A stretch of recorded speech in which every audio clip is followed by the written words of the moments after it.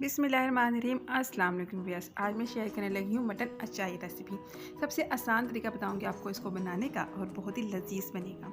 इसको बनाने के लिए आपने क्या करना है कि 2 अदद प्याज जो है वो बारीक चॉप कर लेनी है और उसको ऐड कर देना है एक अदद पतीली में। और इसमें थोड़ा सा कुकिंग ऑयल यानी कि तकरीबन पौना कप कुकिंग ऑयल आपने इसमें शामिल कर देना है। और कुकिंग ऑयल में आपने करना है प्याज को फ्राई, चूल्हे का फ्लेम अपने लो रखना है। ये याद रखा करें कि चूल्हे का फ्लेम जब हाई होता है और प्याज का कलर जल्दी से ब्राउन हो जाता है ना, तो उसके अंदर पानी रह जाता है और उसका जायका भी वैसा नहीं होता। देखिए हल्की आंच फ्राई हुआ है, अब मटन शामिल कर दें। तकरीबन 3 पाव मटन है ये। आप गोश्त ये जो है चिकन में बना सकते हैं और बीफ में बना सकते हैं, जो आप पसंद करते हैं उसमें बना सकते हैं, लेकिन सेम रेसिपी ही होगी। लहसुन अदरक का पेस्ट शामिल किया है मैंने 2 टेबल स्पून। अब लहसुन अदरक के पेस्ट के साथ आपने करना है मटन को फ्राई, अच्छा सा फ्राई करना है। इसमें अच्छी सी खुशबू आने लग जाए और जो गोश्त की एक मखसूस स्मेल है वो ख़त्म हो जाए। 2 से 3 मिनट तक फ्राई करें। फिर इसमें हरी मिर्चें शामिल कर दें चॉप करके। अगर आप ज़्यादा मिर्चें पसंद करते हैं तो 5-6 अदद शामिल करें, और अगर कम तो फिर 2 अदद टमाटर शामिल करेंगे। छिलका उतार के ही टमाटर शामिल करने हैं। नमक शामिल करना है हस्बे जायका या हाफ टेबल स्पून। लाल मिर्च का पाउडर हस्बे जायका या 1 टीस्पून शामिल करना है आपने इसके अंदर। अब इसमें शामिल कर देंगे दही। दही मेरे पास जमा हुआ था, फ्रीज़ हुआ हुआ था, वही मैंने शामिल कर दिया है। तकरीबन 1 कप दही है ये।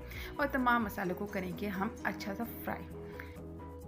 मज़ीद जायका लाने के लिए हम इसमें शामिल कर देंगे अचार खोश का मसाला 1.5 टेबल स्पून। किसी भी अच्छे ब्रांड का आपने मसाला लेना है और वो इसमें शामिल कर देना है। मसाले को आपने करना है मिक्स। फिर आपने शामिल कर देना है इसके अंदर पानी, ताकि गोश्त गल जाए।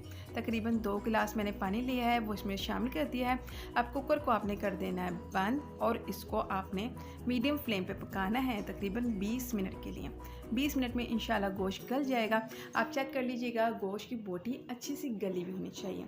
अगर अच्छी ना गली हुई हो तो आपने इसको दोबारा से चला देना है। देखिए गोश्त की बोटी बहुत अच्छी गल गई है, मैं आपको दिखाती हूँ।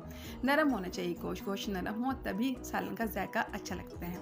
अब आपने टमाटर जो इसके अंदर हैं उनको मैश करें, इसको मिक्स करें।